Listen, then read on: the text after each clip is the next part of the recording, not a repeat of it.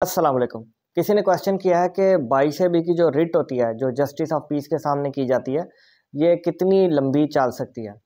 अच्छा, ये जो क्वेश्चन है ना, ये काफ़ी फ़नी किस्म के होते हैं कि कौन सा केस कितना लंबा चल सकता है। कोई फिक्स टाइम नहीं होता है किसी भी केस का कि वो कितना लंबा चल सकता है। ये जस्ट एस्टिमेटेड ही आप बात कर सकते हैं कोई कितनी देर चल सकता है।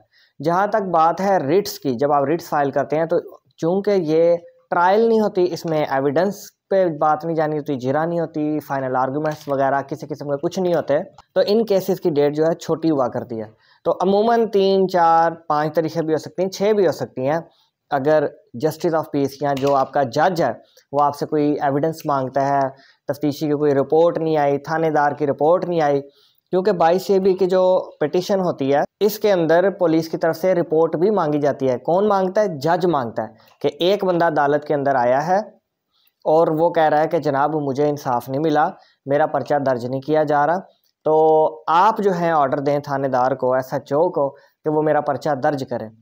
तो जो जस्टिस ऑफ पीस होता है, जो जज होता है, आपका सेशंस जज होता है, वो डायरेक्शन देता है SHO को, और पहली डायरेक्शन ये देता है कि मुझे रिपोर्ट दो, अपना ओपिनियन दो कि क्यों तुम इसका पर्चा काट नहीं रहे। और उसके बाद जज जो है ये इस ओपिनियन को जो SHO की तरफ से आती है रीजनिंग का हिस्सा बनाता है, क्योंकि जज ने भी डायरेक्शन, जो फाइनल डायरेक्शन देनी होती है SHO को कि पर्चा काटो या ना काटो, उसको रीज़न बेस्ड बनाना होता है। उसने अपना ऑर्डर जो टाइप करना होता है उसके अंदर पुलिस का ओपिनियन भी लिखना होता है, जो पिटिशनर आया है, जो मवाद लेकर आया है, उसके बारे में भी लिखना होता है।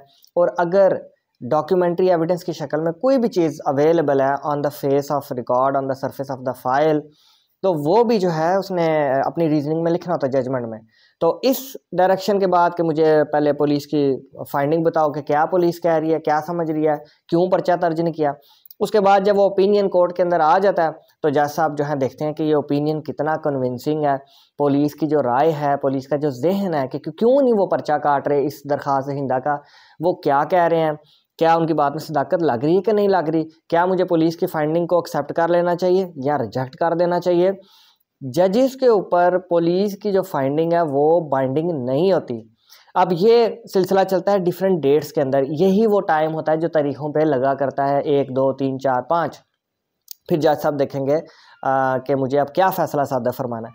फिर अगर तो उन्होंने पर्चे के ऑर्डर सादर करने हैं तो जज साहब डायरेक्शन दे देंगे SHO को, मुतलका थानेदार को, कि जनाब पर्चा इनका काटो, पिटिशनर का पर्चा बनता है, जो वो मवाद लेके आया, जो डॉक्यूमेंट्री एविडेंस लाया, इसका पर्चा बनता है, काटना चाहिए। और अगर जज साहब को ये लगा कि नहीं, जो ये मवाद लेके आया, जो एप्लीकेशन की कॉपी लेके आया, जो कंटेंट्स हैं इसके अंदर, ये पर्चा काटने के लिए रीज़नेबल नहीं है, मैं कन्विंस नहीं हुआ, तो जज साहब आपकी पिटिशन जो है वो खारिज कर देंगे, आपकी रिट जो है वो खारिज कर देंगे। अब ये सारा सिलसिला अगर मुख्तसर किया जाए तो वो डिफरेंट डेट्स के अंदर तकसीम हो जाता है। पहली डेट पे क्या होगा, अब फाइल करेंगे केस को। दूसरी डेट पे नोटिस चूँकि जारी हुए थे, फिर देखा जाएगा कि नोटिस जब पुलिस को जारी हुए वो पेश हुए कि नहीं हुए। तीसरी डेट के ऊपर आ जाएगी पुलिस की फाइंडिंग आ जाएगी। चौथी डेट के ऊपर अगली पार्टी भी हो सकता है अपना वकील करा ले, वकील को भी टाइम दिया जाएगा, भाई तैयारी कर लो, फिर एक डेट पड़ जाएगी। करते करते 5 से 6, 7 डेट्स पड़ सकती हैं, पर फिर भी हमारे लॉ के अंदर डेट्स की कोई जो है लिमिट नहीं है। एक जज को रीज़नेबल ऑर्डर जारी करने के लिए जितना भी रीज़नेबल टाइम चाहिए वो ले सकता है।